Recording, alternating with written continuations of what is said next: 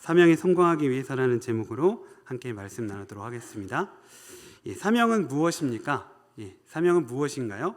사명의 사전적 의미는 이렇게 나와 있습니다. 맡겨진 임무, 또 특별히 어떤 곳을 여행하거나 방문한 것과 관련하여 정치적, 종교적, 상업적으로 맡겨진 중요한 가업, 또 사신이나 사절에게 주어진 임무라고 나옵니다. 사명을 영어로 미션이라고 하는데 이 말은 라틴어로 미시오에서 나온 말입니다. 미시오의 그 말 뜻 가운데는 보낸다 뜻이 있습니다. 그래서 하나님께서 보내신 명령이 사명이라고 할 수 있습니다. 한자로는 사신, 사자에 목숨 또는 명령할 명자로 쓰여져 있습니다.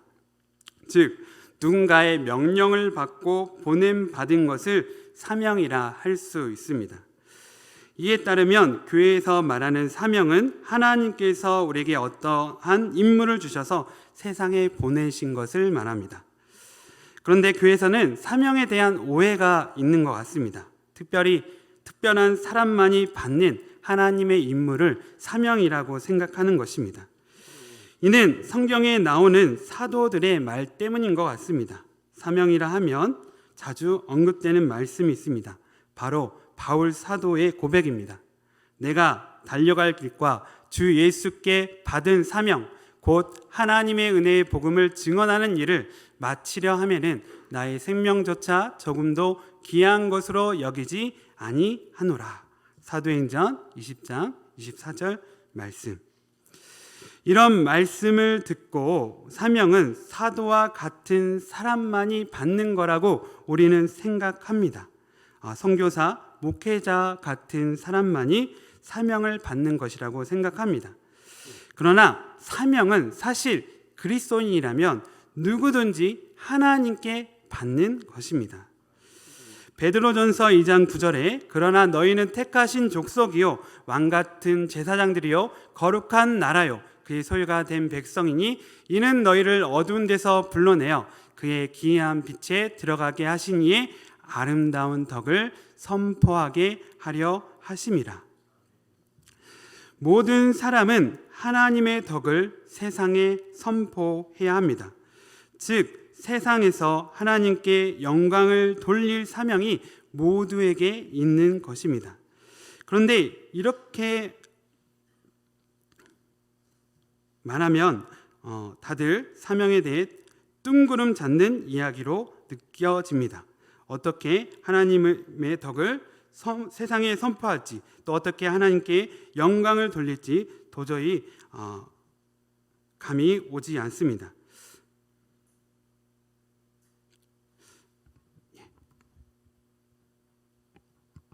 근데 지금 나에게 주어진 역할을 생각해 보면 나에게 주어진 사명이 무엇인지를 우리는 알 수 있습니다. 예를 들어 지금 저에게 주어진 역할은 무엇입니까? 춘천중학교에서 선임 부목사의 역할을 하나님께서 주셨습니다. 그래서 이 역할을 잘 감당하여 교회의 덕이 되고 또 담임 목사님 목회에 도움이 되며 성도들에게 은혜를 끼침으로 하나님의 덕을 선포하고 하나님께 영광을 돌리는 것입니다. 하지만 이것만이 저의 사명이 아닙니다. 저는 남편으로서 아내를 사랑하고 잘 섬겨야 할 사명이 있습니다.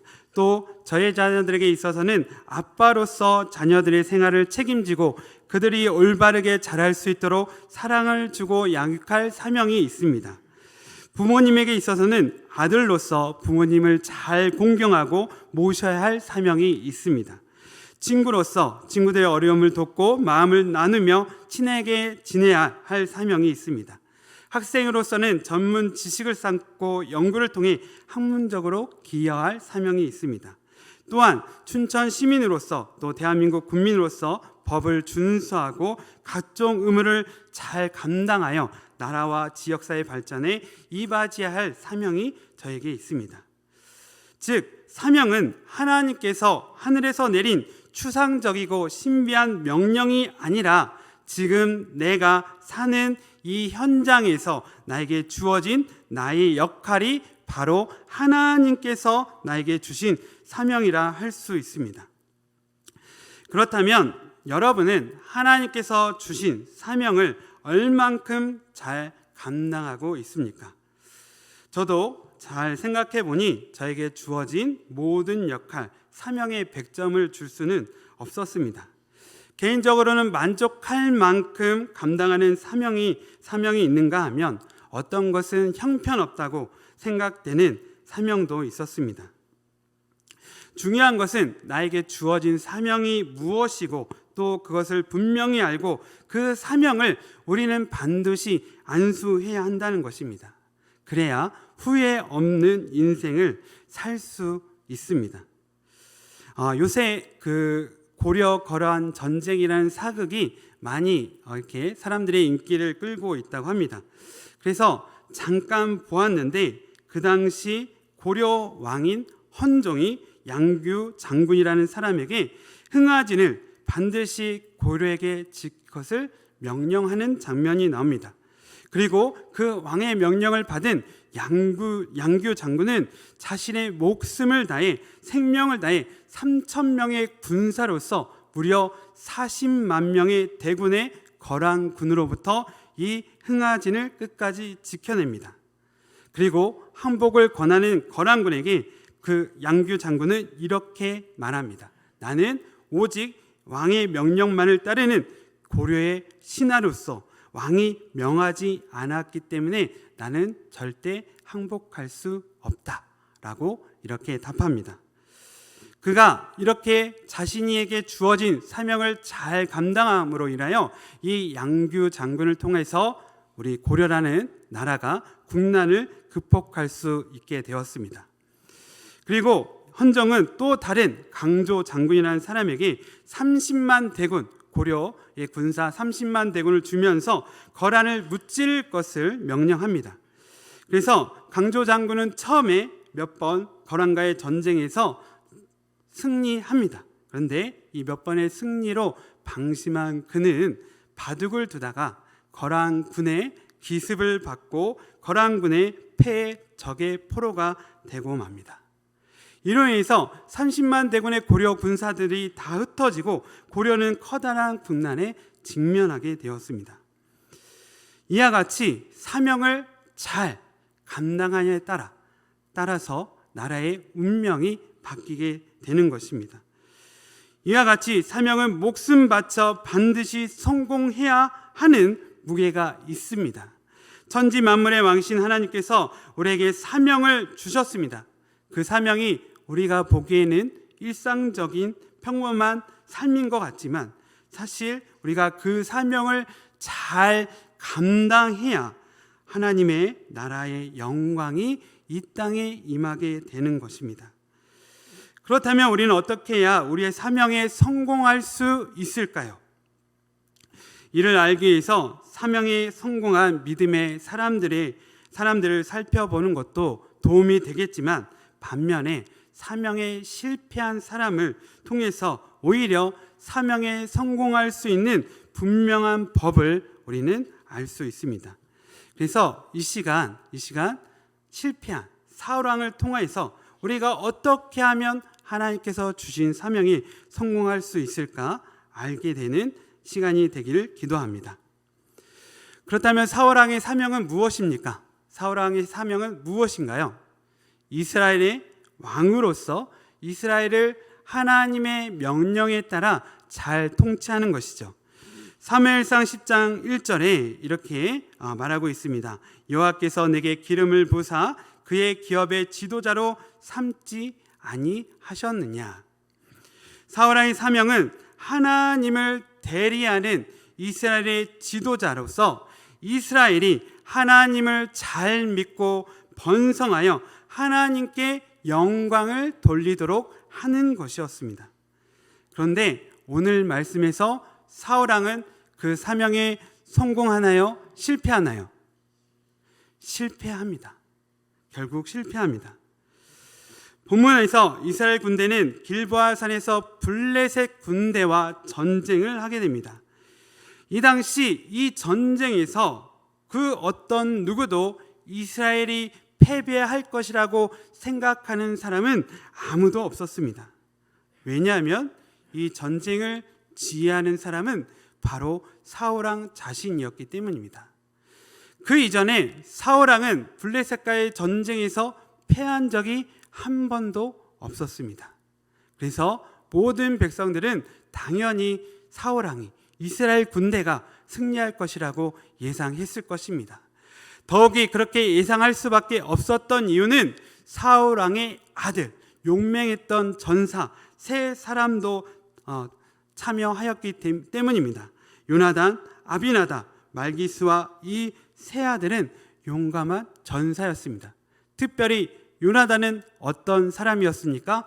혼자 블레셋 군대에게 쳐들어가서 승리한 당사자였습니다. 그래서 이 요나단의 존재는 이스라엘 군대 모두에게 큰 사기를 돋아주었을 것입니다. 또한 이스라엘 사람들이 승리를 더 확신할 수밖에 없었던 이유는 싸움의 장소가 바로 길보아 산이었기 때문입니다. 길보아 산은 사사기 4장 15절과 5장 21절에서 하나님의 도우심으로 드보라와 바락 선지자가 시스라의 군대로부터 크게 승리한 곳입니다. 승리의 장소였습니다. 그뿐만이 아닙니다. 사사기 7장에 보면 기드온이 하나님의 도우심으로 미디안 대군을 물리친 곳이 바로 이 길보아 산이었습니다. 길보아 산은 이스라엘 백성이 하나님의 도우심으로 수많은 대적의 침입을 격퇴한 영광의 장소였던 것입니다. 그렇기 때문에 그 누구도 이곳에서 이스라엘이 이렇게 참혹하게 패배할 것이라고 생각한 사람은 아무도 없었습니다. 그런데 결과는 어떻게 되었습니까? 이스라엘은 참혹하게 패배하고 맙니다. 사울의 용맹한 전사 세 아들 모두 죽임을 당하였습니다. 이스라엘 군대의 많은 수가 죽임을 당하였습니다. 블레셋 군대는 하를 쏘면서 사울왕을 추격합니다. 이런 절망적인 상황에서 사울왕이 이스라엘의 기름 부음 받은 왕으로서 할 수 있었던 최선의 일은 명예롭게 죽는 일뿐이었습니다. 그는 무기를 든 자에게 자신을 죽여줄 것을 요청하였습습니다. 그러나 무기 든 자는 하나님께서 기름 부으신 왕을 차마 자신의 손으로 죽일 수 없었기에 스스로 목숨을 끊어 비참하게 생을 마감하고 말았습니다. 그런데 사울왕이 처음부터 그런 무능한 왕이었을까요? 아닙니다. 사울왕은 아무것도 없는 상태, 군대도 없었고 자기를 따르는 신하도 없었으며 심지어 그를 존경하고 따르는 국민 한 사람도 없는 상황에서 암몬이 침입했을 때, 이스라엘을 침입했을 때 하나님의 영의 감동을 받아서 그 암몬을 크게 무찌른 왕이었습니다. 그 이후에도 이 사울은 여러 번 전쟁에서 승리를 가져다 준 왕이었습니다. 그리고 통치를 얼마나 잘하였든지 그 이전에 분열되었던 12지파가 하나가 되게 하였습니다. 철기 기술을 몰랐던 이스라엘이 철기 기술을 익힐 수 있게 하였습니다. 부국 강병을 가지고 온 왕이 바로 사울 왕이었던 것입니다. 심지어 그는 하나님의 일에도 열심을 내어서 성경에 따르면 이스라엘 땅에 있는 모든 무당들을 쫓아내었습니다. 그런데도 불구하고 그가 최종적으로 하나님이 주신 사명에 실패할 수밖에 없었던 이유는 무엇일까요? 이에 대해 성경은 역대기상 10장 13절에서 14절에 이렇게 말하고 있습니다. 사울이 죽은 것은 여호와께 범죄하였기 때문이라. 그가 여호와의 말씀을 지키지 아니하고 또 신접한 자에게 가르치기를 청하고 여호와께 묻지 아니하였으므로 여호와께서 그를 죽이시고 그 나라를 이새의 아들 다윗에게 넘겨 주셨더라. 사울 왕이 실패한 이유에 대해서 하나님은 무엇이라고 말씀하고 계십니까? 하나님 말씀을 지키지 않았기 때문이다. 하나님께 묻지 않은 것도, 신접한 자를 찾아간 것도 결국 하나님 말씀을 지키지 않은 것입니다. 사무엘상 13장에서 사울은 블레셋과의 전쟁을 앞두고 하나님께 제사를 드리고자 하였습니다. 하나님께 제사는 누구만 드릴 수 있습니까? 제사장이나 레위인만이 드릴 수 있습니다. 그런데 제사를 드려줄 사무엘 선지자가 오지 않자 초조해진 사울왕은 자신이 직접 하나님께 제사를 드립니다. 그리고 이에 대해 사무엘 선지자는 이렇게 하나님 말씀을 전하였습니다. 사무엘상 13장 13절에서 14절 사무엘이 사울에게 이르되 왕이 망령되이 행하였도다. 왕이 왕의 하나님 여호와께서 왕에게 내리신 명령을 지키지 아니하였도다. 그리하였더라면 여호와께서 이스라엘 위에 왕의 나라를 영원히 세우셨을 것이거늘. 14절이요. 지금은 왕의 나라가 길지 못할 것이라 여호와께서 왕에게 명령하신 바를 왕이 지키지 아니하였으므로 여호와께서 그의 마음에 맞는 사람을 구하여 여호와께서 그를 그의 백성의 지도자로 삼으셨느니라 하고, 사울왕은 하나님 말씀을 지키지 아니하였습니다. 이번만이 아니었습니다. 하나님께서 아말렉을 모든 남자 짐승들까지 진멸하라고 명령하셨음에도 사울은 그 명령을 지키지 않고 아각 왕과 좋은 짐승을 살려두었습니다. 사무엘상 15장 22절 23절 사무엘이 이르되 여호와께서 번제와 다른 제사를 그의 목소리를 청종하는 것을 좋아하신 같이 좋아하시겠나이까. 순종이 제사보다 낫고 듣는 것이 순양의 기름보다 나으니 이는 거역하는 것은 점치는 죄와 같고 안고한 것은 사신 우상에게 절하는 죄와 같음이라. 왕이 여호와의 말씀을 버렸으므로 여호와께서도 왕을 버려 왕이 되지 못하게 하셨나이다 하니. 이렇게 사울왕은 하나님 말씀을 지키지 않으므로, 하나님의 명령을 따르지 아니함으로 그 자신에게 주어진 사명에 성공할 수 없었던 것입니다. 왜 이토록 사울왕은 하나님의 준엄한 말씀을 지키지 않았을까요? 그것은 그의 마음이 하나님께로부터 멀어졌기 때문입니다. 하나님께로부터 멀어지자 사울왕에게서는 닥친 현실의 문제가 그를 압도하게 되었습니다. 태양보다 몇십 배, 몇백 배, 몇천 배 밝은 별들이 우주에는 많이 있습니다. 하지만 그 별들은 우리 지구로부터 너무 멀기 때문에 태양과 같이 우리의 하늘을 밝게 밝힐 수 없습니다. 이와 같이 사울에게는 하나님이 너무나도 멀리 계시기에 하나님은 자신의 현실의 문제를 해결해 줄 수 있는 분이 아니었습니다. 그래서 말씀을 어기는 것보다 현실의 문제가 그에게 있어서는 더 두려운 일이었습니다. 그래서 사울은 말씀을 지키지 않고 현실과 타협할 수밖에 없었던 것입니다. 왜 사울은 하나님께로부터 마음이 멀어졌을까요? 전 그가 왕이 될 때 많은 백성들은 그를 왕으로 인정하지 않았습니다. 그런데 사울왕이 암몬 족속과의 전쟁에서 승리를 거두자 모든 이스라엘 백성들이 그를 열광적으로 지지하기 시작합니다. 그로 인해 그는 자신의 능력을, 업적을 보여주는 것이 자신이 하나님이 세우신 왕이라는 사실을 증명해 보이는 것이라고 생각한 것 같습니다. 자신의 능력과 사람들의 인정이 자신의 사명을 지탱하는 것이라고 생각한 것입니다. 그래서 그는 많은 업적을 남기기 위해 노력하였습니다. 하지만 그가 사람들에게 보여주는 업적을 중시하자 누구를 소홀하게 하게 되었을까요? 바로 하나님을 소홀하게 되었습니다. 많은 일을 하기 위해 분주하게 돌아다니는 그는 하나님과의 만남의 시간을 잃어버렸습니다. 사명을 지탱하는 것은 그의 능력도 그의 업적도 사실 아니었습니다.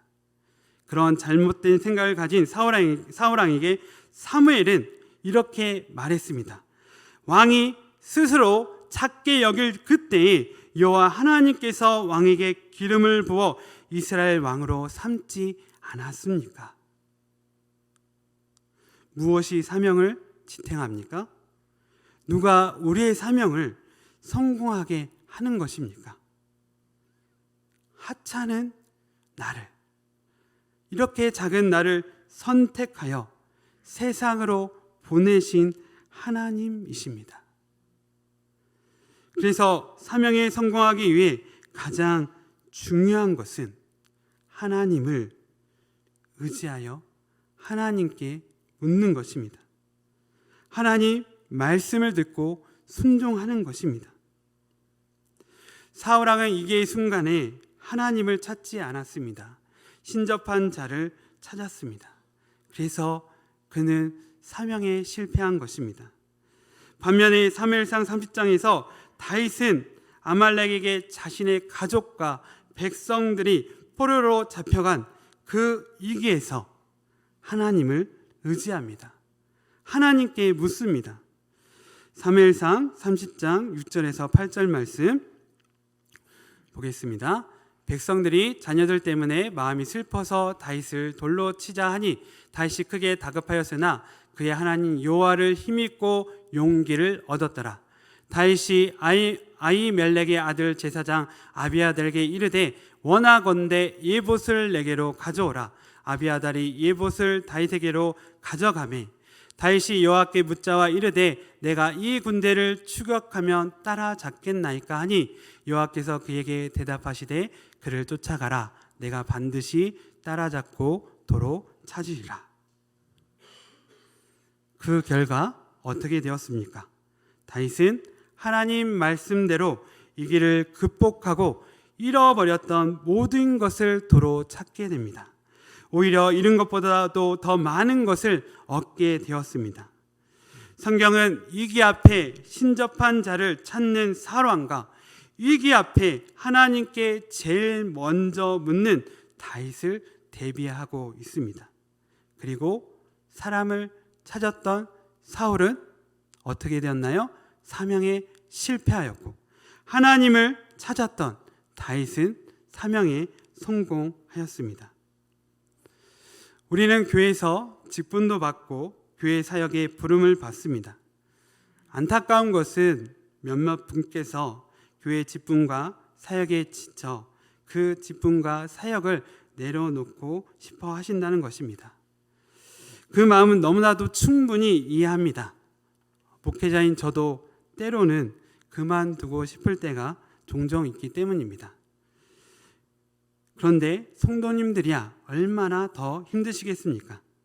그러나 정말 우리가 생각해야 할 것은 그 직분이, 교회 사역이 하나님께서 주신 사명이라면 하나님께서 그만하라고 말씀하시기 전까지는 우리는 끝까지 믿음으로 그것을 감당해야 한다는 것입니다.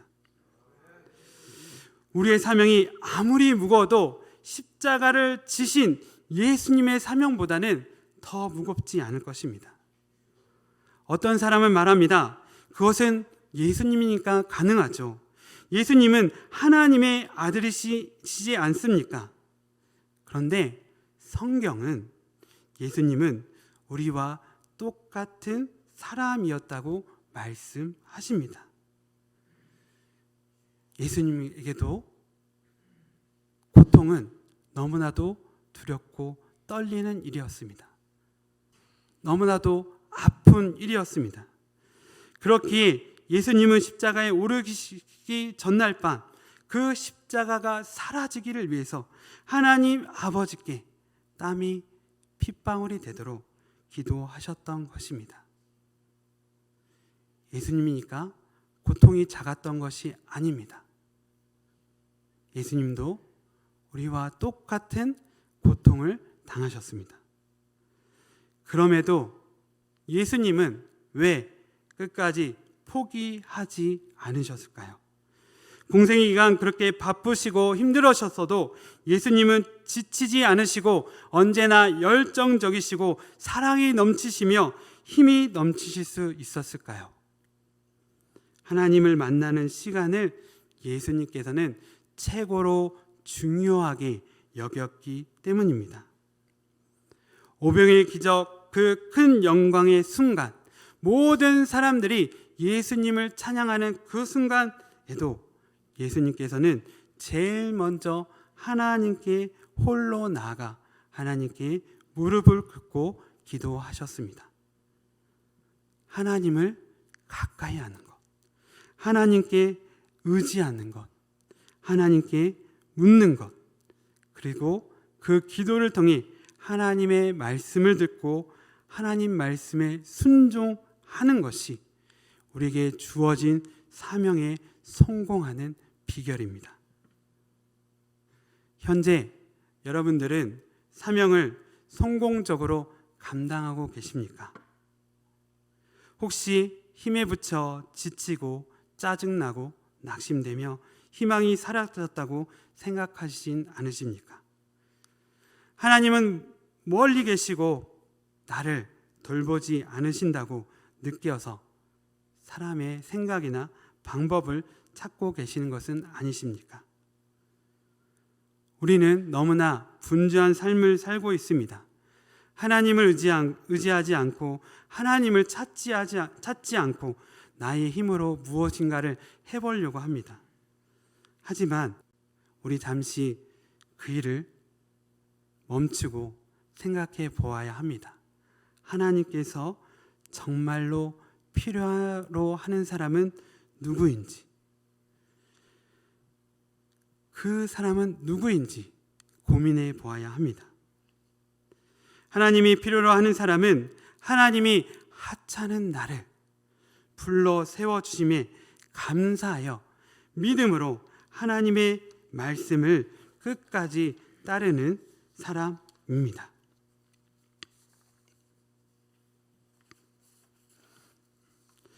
현실과 타협하지 않고 하나님 말씀을 그대로 순종하는 사람입니다. 어떤 일에서든지 하나님 앞에 먼저 무릎을 꿇고 하나님의 뜻을 구하는 사람입니다. 하나님은 사울왕의 많은 업적을 기뻐하지 않으셨습니다. 하나님은 다윗 왕의 믿음을 기뻐하셨습니다. 세상은 우리에게 골리앗과 같이 싸우기에 너무나도 벅찬 상대와 같습니다. 그러나 골리앗은 사울의 날카로운 칼에 넘어진 것이 아니라 다윗의 시골 소녀 다윗의 조그만 돌에 쓰러졌음을 기억하십시오. 하나님이 우리에게 주신 사명에 성공하기 위해 우리는 하나님을 굳게 붙잡아야 합니다. 사명에 성공하기 위해 반드시 하나님을 찾아야 합니다. 하나님께 의지하여 하나님께 물어야 합니다. 하나님께 답을 들어야 합니다. 그리고 그 답을 듣고 그 답에 따를 때 우리에게 주어진 수많은 사명, 부모로서, 자녀로서, 또 교회 직분자와 사역에 성공하게 될 것입니다. 이번 말씀을 통하여서 정말 우리 모두가 사울 왕이 아닌 다윗 왕과 같은 믿음의 사람이 되어서 사명에 성공함으로 하나님께 영광을 돌리는 하나님의 귀한 백성들 되기를 간절히 기도합니다. 기도하겠습니다.